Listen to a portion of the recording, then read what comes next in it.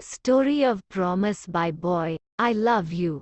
Ever since the beginning the girl's family member disagree her relationship with the boy, saying that because of family background, if she insists of being together with the boy, she'll suffer for her whole lifetime. Because of the pressure applied by family members, she frequently quarrel with him. The girl does love the boy. She used to ask him, "How much do you love me?" Because the boy is not good with words, he used to make her angry. With additional comment from her parents, her mood get even worse. The boy has become her anger-releasing target.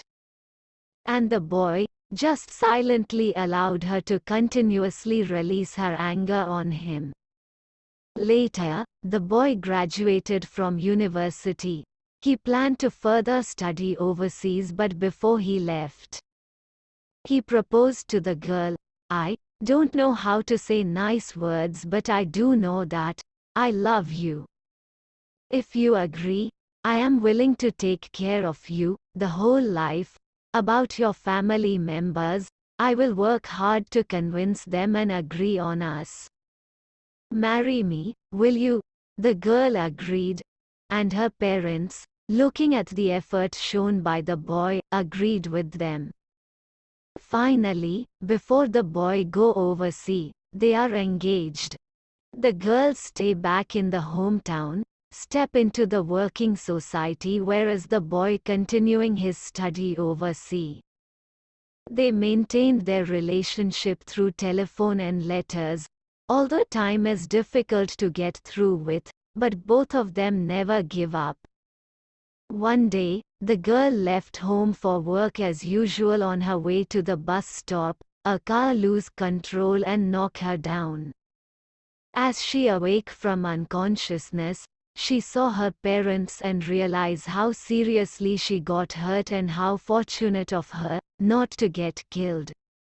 Looking at her parents, with their face got all wet by their tears, she tried to comfort them.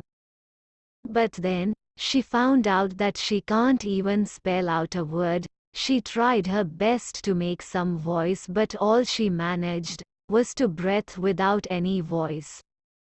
She's mute. According to the doctor, the injury affected her brain, and that caused her to be mute for the rest of her life. Listening to her parents persuade, but can't even reply with a single word, the girl collapsed. Throughout the days, others then crying silently, still it is crying. Later, the girl discharged from hospital. Returning to her home, everything is still like before, except that the phone ring has turned into the worst nightmare of hers. Ring after ring, continuously stimulating her pain, but she can't tell the boy. She don't want to be a burden to him, and wrote him a letter telling him that she no longer want to wait. The relationship between them ended, and even returned him the engagement ring. Facing the letters and telephone from the boy, all she can do is to allow tears falling from her eyes.